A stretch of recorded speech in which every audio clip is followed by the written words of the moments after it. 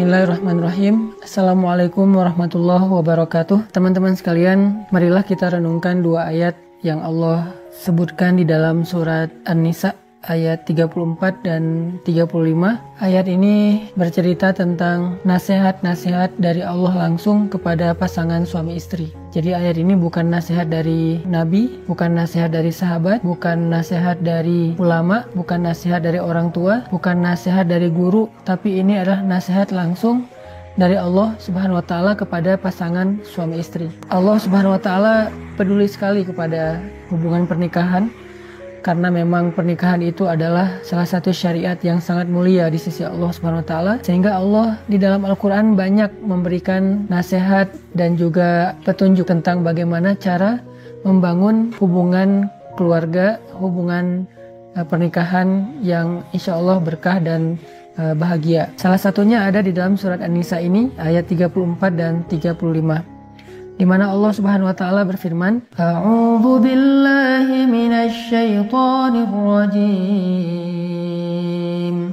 Bismillahirrahmanirrahim. Ar-rijalu qawwamuna 'alan nisa'i bima faddalallahu ba'dahum 'ala ba'd وبما أنفقوا من أموالهم فالصالحات قانتات حافظات للغيب بما حفظ الله واللاتي تخافون نشوزهن فعظوهن واهجروهن في المضاجع واضربوهن فإن أطعنكم فلا تبغوا عليهن سبيلا إن الله كان عليا كبيرا وإن خفتم شقاق بينهما فابعثوا حكما من أهله وحكما من أهلها إن يريدا إصلاحا يوفق الله بينهما إن الله كان عليما خبيرا. Laki-laki atau suami adalah pelindung bagi perempuan atau istri. Karena Allah telah memberikan kelebihan sebagian mereka, yaitu laki-laki, atas sebagian yang lain, yaitu perempuan. Dan karena laki-laki berkewajiban memberikan nafkah dari hartanya, maka perempuan-perempuan yang solihah itu adalah perempuan-perempuan yang taat kepada Allah, perempuan-perempuan yang mampu menjaga dirinya ketika suaminya tidak bersamanya, karena Allah telah menjaga mereka dengan syariatnya. Sedangkan perempuan-perempuan yang kamu khawatirkan akan berbuat kesalahan atau nusyuz, hendaklah kalian memberi mereka nasihat yang baik. Jika tidak berhasil, maka pisahkanlah tempat tidur mereka. Jika tidak berhasil, maka pukullah mereka dengan pukulan yang tidak menyakiti atau melukai. Tetapi jika mereka mentaati kalian, janganlah kalian sekali-kali mencari-cari jalan untuk menyakiti mereka. Sungguh Allah Maha Tinggi lagi Maha Besar. Dan jika kalian khawatir terjadi perselisihan di antara keduanya, maka utuslah seorang yang bisa mendamaikan di antara keduanya dari keluarga laki-laki dan juga dari keluarga perempuan. Jika keduanya bermaksud mengadakan perbaikan, niscaya Allah akan memberikan taufik kepada suami istri itu. Sungguh Allah Maha Teliti dan Maha Mengetahui. Shadaqallahul Azim. Teman-teman sekalian, inilah salah satu di antara sekian banyak ayat-ayat Al-Quran yang isinya berupa petunjuk dan juga nasihat bagi pasangan suami istri dan bagi keluarga yang beriman. Kenapa nasihat-nasihat tentang keluarga dan pernikahan ini banyak di dalam Al-Quran? Karena memang pernikahan adalah salah satu di antara ibadah yang pahalanya luar biasa. Bahkan pahala ibadah pernikahan ini tidak berhenti dengan durasi waktu yang seperti sholat hanya dilakukan sekitar 10 menit, atau ibadah puasa yang dilakukan hanya selama 1 bulan, atau ibadah haji yang dilakukan hanya selama beberapa hari, hanya dengan ritual tawaf, sa'i, wukuf, dan seterusnya.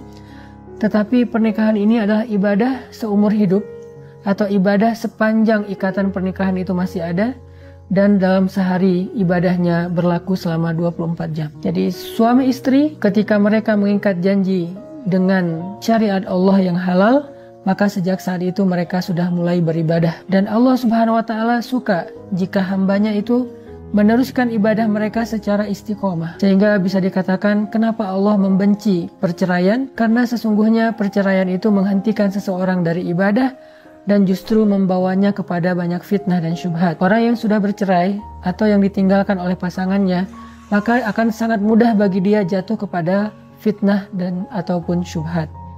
Maka dari itu Islam sangat tidak menyukai perceraian, karena Allah juga membenci perceraian, sehingga ini harus menjadi satu rasa yang ada di hati kita, bahwa iman itu adalah perasaan cinta, perasaan benci, perasaan bahagia, perasaan takut, perasaan yakin. Perasaan adalah hakikat dari iman. Sehingga kalau misalnya kita belajar iman kepada Allah Subhanahu wa Ta'ala, kita juga belajar untuk memunculkan rasa yang sesuai dengan keinginan Allah Subhanahu wa Ta'ala. Misalnya Allah mencintai sesuatu, kita belajar mencintai itu.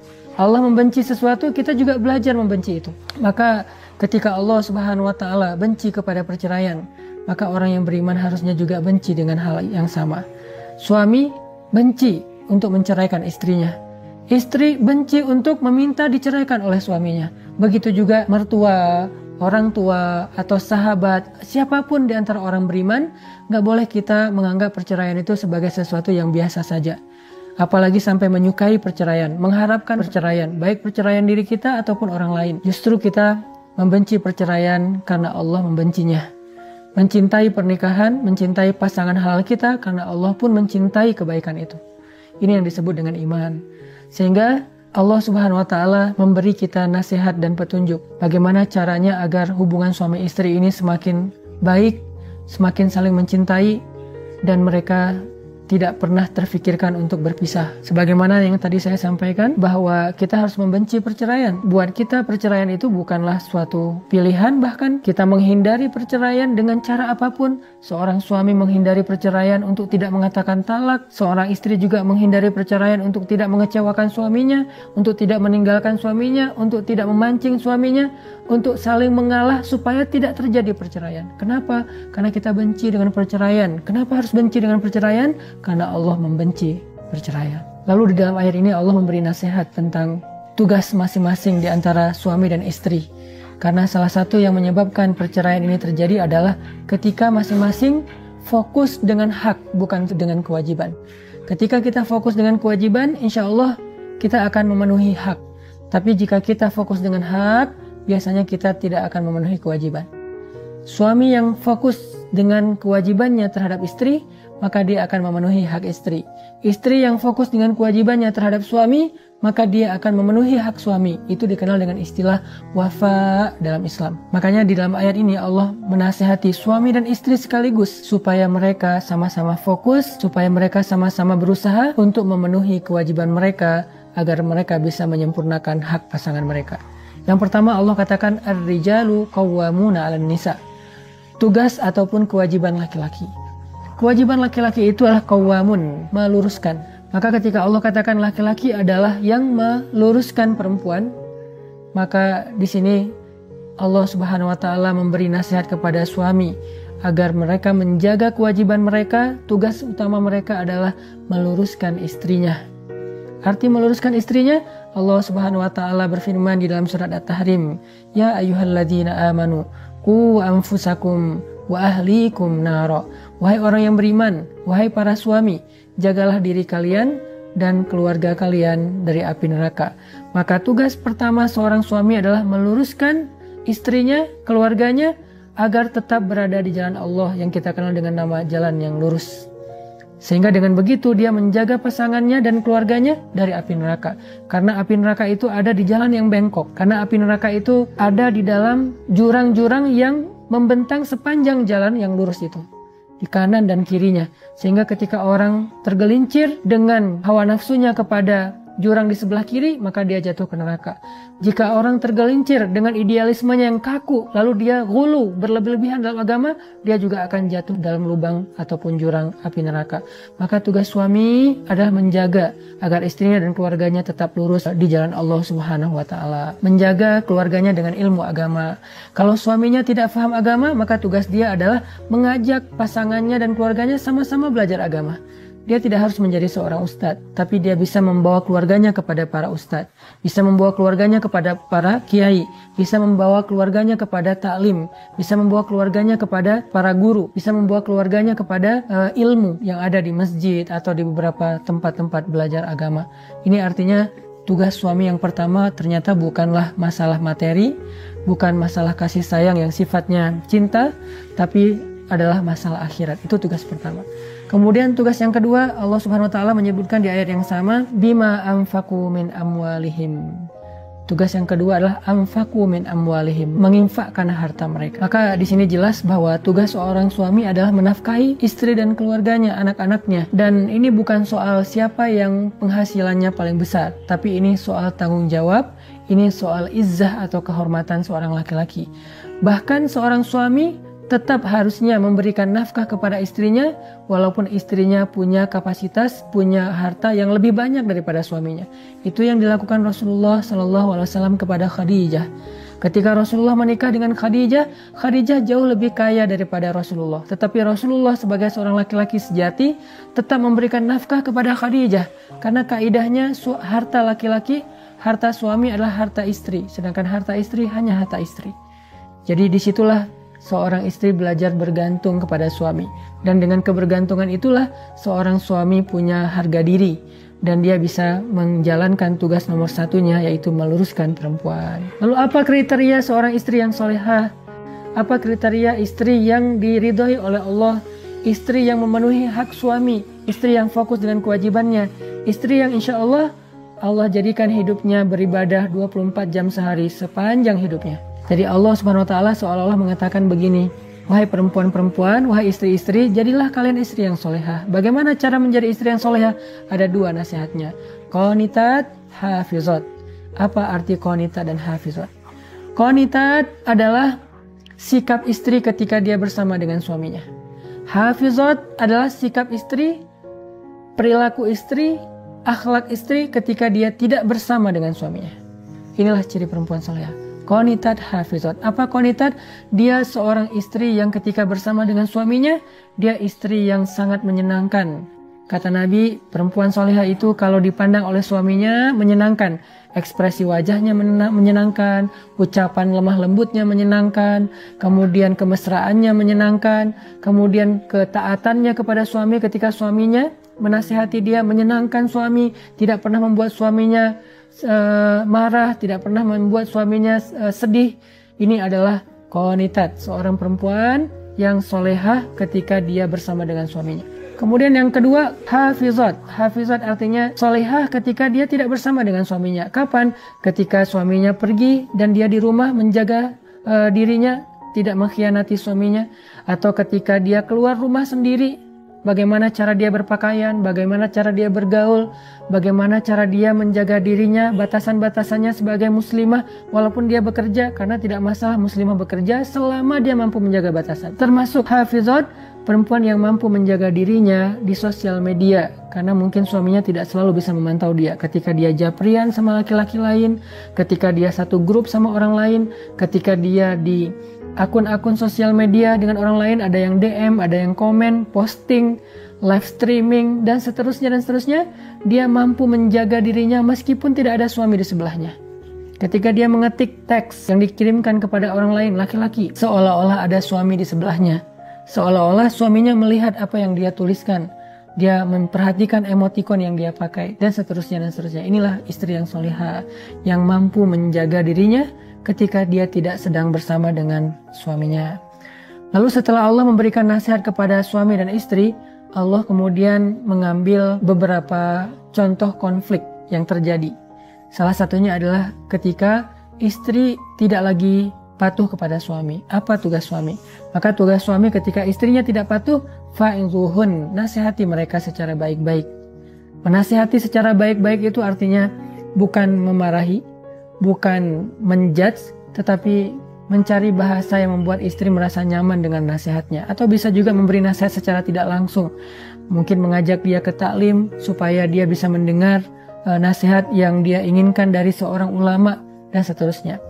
Atau dia juga bisa mencari materi di YouTube atau mencari materi di sosial media yang kemudian dia perdengarkan kepada istrinya. Ini artinya kalau kita ngerasa kurang kapasitas agama, kita bisa menasihati istri kita melalui perantaraan ulama atau orang yang lebih mengerti agama. Kalau ternyata nasihat-nasihat ini tidak berhasil, tidak merubah dia sekian lama, bukan sehari 2 hari pastinya, tapi butuh waktu, ternyata tidak berubah, bahkan dia menolak nasihat ini, wahjuruhun, maka step berikutnya adalah pisah tempat tidur. Bagaimana teknisnya pisah tempat tidur? Istri tetap tidur di kamar, suaminya yang keluar. Jadi bukan istrinya yang di sofa, suaminya di kamar, tapi suaminya di sofa, istrinya di kamar. Kalau ternyata ini juga belum berhasil, bahwa istrinya tidak ngaruh pindah tempat tidur juga, dia makin nyaman tidur sendiri misalnya, maka wadribuhun, pukullah istrimu dengan pukulan yang tidak melukai dan menyakiti. Maksudnya gimana? Ini memang ada syariatnya, tetapi Nabi tidak pernah melakukannya. Ini syariat, tetapi sahabat hampir tidak ada yang melakukannya. Kenapa? Ini kondisinya sangat-sangat khusus. Memang kadang ada istri yang memang melakukan pelanggaran yang mungkin sudah terlalu kelewat batas dan memang harus ditegasi oleh suaminya. Tapi itu pun tidak boleh menyakiti dan melukai. Kalau pernah dipraktekkan oleh seorang ulama itu adalah pukulan di bagian pahanya atau di bagian lengannya, dengan pukulan yang hanya bukan pukulan lebih tepatnya, mungkin hanya sekedar diingatkan gitu dengan satu sentuhan. Kamu jangan begitu.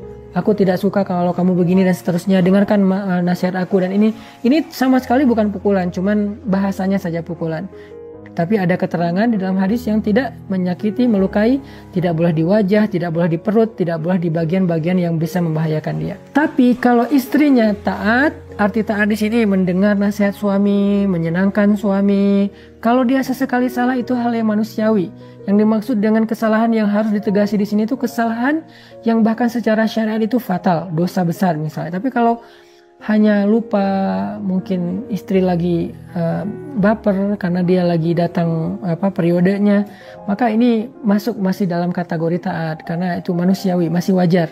Maka kalau dia taat, janganlah kalian wahai suami-suami mencari-cari cara untuk menyusahkan mereka, menjudge mereka, menuduh mereka dengan tuduhan macam-macam, apalagi sampai mengancam untuk menceraikan mereka. Ini nggak boleh, ini dosa besar bagi seorang suami. Lalu ditutup dengan nasihat lain, kalau juga ternyata kalian tidak bisa menyelesaikannya sendiri, maka datangkanlah seorang hakim. Hakim di sini bisa perwakilan masing-masing keluarga, suami istri, bisa juga orang bijak di luar mereka, untuk bisa mengislah. Islah itu mendamaikan.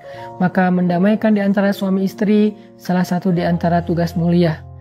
Jadi kalau suami ini punya sahabat, istri ini punya sahabat atau keluarga yang bisa menjadi juru damai, maka orang yang mendamaikan ini mendapatkan pahala yang sangat besar di sisi Allah Subhanahu wa taala.